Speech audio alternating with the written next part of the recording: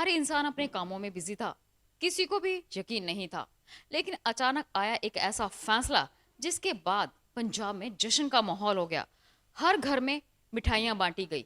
फैसला था नरेंद्र मोदी के द्वारा कृषि बिल पास हुए थे वो रद्द कर दिए गए हैं।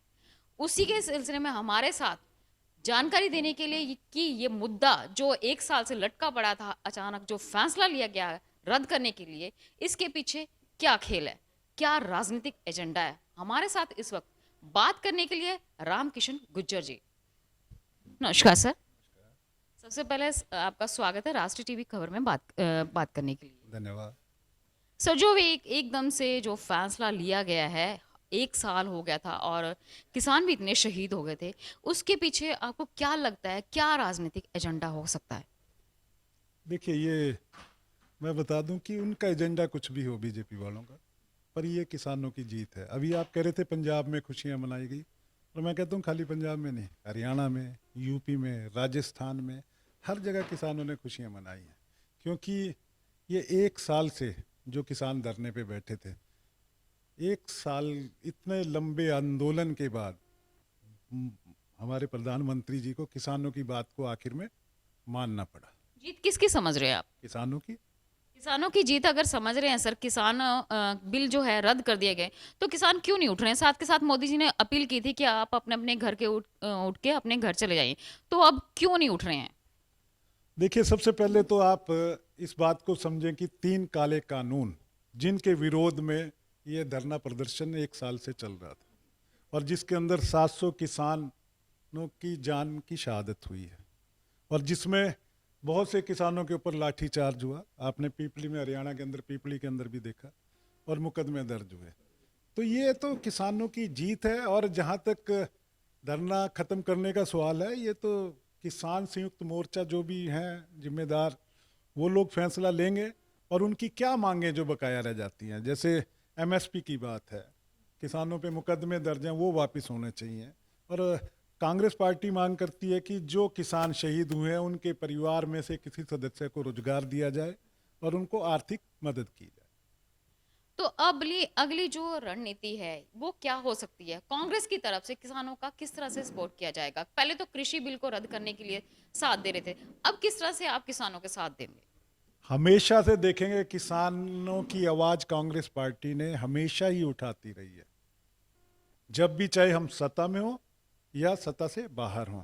आप इस आंदोलन के अंदर देखेंगे कि राहुल गांधी जी ने अक्टूबर के महीने में ट्रैक्टर यात्रा शुरू की थी पंजाब से, और उसका समापन हरियाणा में पीपली के अंदर किया था।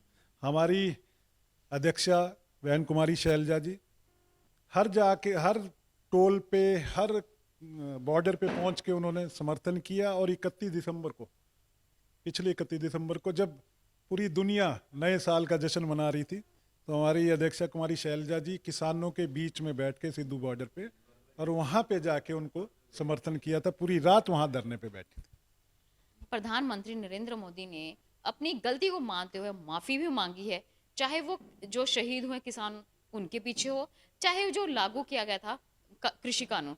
तो आप इस बात को किस तरह से देख रहे हैं? देखिए, गलती की या माफ़ी मांगना, मैं समझता हूँ कि मांग लेनी चाहिए माफ़ी, उसमें कोई बुराई नहीं होती। माफ़ी मांग के कोई छोटा नहीं होता, जब वो खुद मान रहे हैं कि हमसे गलती होगी। पर अच्छा होता है कि ये एक साल, इतना लंबा अरसा, इस गलती को समझने में जो उन्होंने लगाया है, इसको तो समझ। उनका उनकी तरफ से ये भी बोला गया सर कि हम इस बिल को समझाने में कहीं ना कहीं नाकामयाब साबित हुए हैं। बिल तो अच्छे थे, लेकिन जो समझाने में हमसे गलती हो चुकी है। समझने में, समझाने में जो भी उनकी कमियां रही हैं, अगर समझाने की बात है तो इन बिलों को लागू करने से पहले ही किसानों से बात कर लेते, तो ये दिक्कत ना आती। जब पूरी दुनिया के अंदर कोरोना काल था, उस समय क्या ऐसी जरूरत पड़ गई थी कि रात को ये 3 काले कानून सदन के अंदर ना ले आके इनको अध्यादेश के रूप में लेके आए? क्या ऐसी जरूरत थी? मौजूदा इलेक्शन में आप किस तरह से देख रहे हैं बीजेपी? जैसे अब उन्होंने टाइम पर एकदम से दाव खेला है, जो कृषि कानून को रद्द कर दिया। आप समझें, ये अगर इसको राजनीति रूप से देखते हैं कि ये चुनाव के लिए किया गया, तो उनकी मंशा कामयाब नहीं होगी। किसान भी समझते हैं, और भी हिंदुस्तान की जनता समझती है। आज महंगाई का क्या हाल है, आज भ्रष्टाचार का क्या हाल है, आज डीजल पेट्रोल बिना नागा हर दिन बढ़ता जा रहा है। आप हरियाणा के अंदर देखें, आपके जो हमारे एचपीएससी के ऑफिस है, बोर्ड का दफ्तर है, उसके अंदर विजिलेंस जाके वहाँ पे रेड मार के बरामदगी कर रही है पैसों की।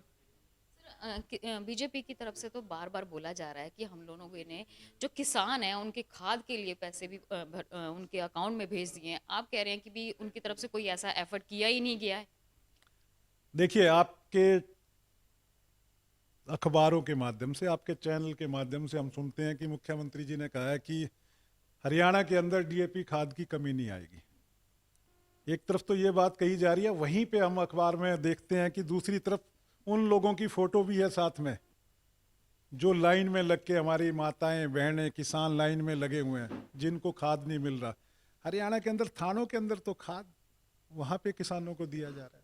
यूपी में कई लोग ऐसे हैं जो बोल रहे हैं कि हमारे अकाउंट में पैसे भी आ चुके हैं और मौजूदा जो इलेक्शन में हमारी वोट उसी को जाएगी। तो इसको आप किस तरह से देख रहे हैं? देखिए, आप मानते हैं किसान क्यों देगा बीजेपी को वोट? 1 साल तक जिनको बाहर बैठा के रखा, छत नहीं थी, बारिश सर्दी गर्मी के अंदर किसान अपने परिवारों के, मैंने देखा वहां परिवारों के साथ लोग वहां धरने पे बैठे थे, तो वो इस बात को कैसे भूल जाएंगे? आपकी क्या मांग है? अब क्या सोच रहे हैं आप? जो किसानों ने एमएसपी की बात की है वो उनकी पूरी होनी चाहिए। स्वामीनाथन रिपोर्ट लागू होनी चाहिए। जो 2022 में इन्होंने कहा था कि हम किसान की आय दुगनी कर देंगे, उसके ऊपर क्या एजेंडा है इनका? और उसके साथ साथ जो अभी मैंने पहले भी कहा कि किसान परिवारों को, जिन्हों की शहादत हुई है, उनको रोजगार दिया जाए, परिवार को मुआवजा दिया जाए, और जिन किसानों के ऊपर मुकदमे दर्ज हैं वो मुकदमे वापस होने चाहिए। तो ये थे हमारे साथ कांग्रेस के रामकिशन जी, जिन्होंने बताया कि सिर्फ कानून रद्द करने से ही बात नहीं बनेगी, जो और भी किसानों के अधिकार हैं, जो मांगे हैं, वो पूरी होनी चाहिए, तब जाके कहीं कहीं कोई अस्तित्व नजर आएगा बीजेपी का। इसी के साथ मुझे दीजिए इजाजत। कैमरा पर्सन रजत के साथ मैं मधुराना, चंडीगढ़। ताज़ा खबरों से जुड़े रहने के लिए सब्सक्राइब करें राष्ट्रीय खबर टीवी और बेल आइकन दबाना ना भूलें।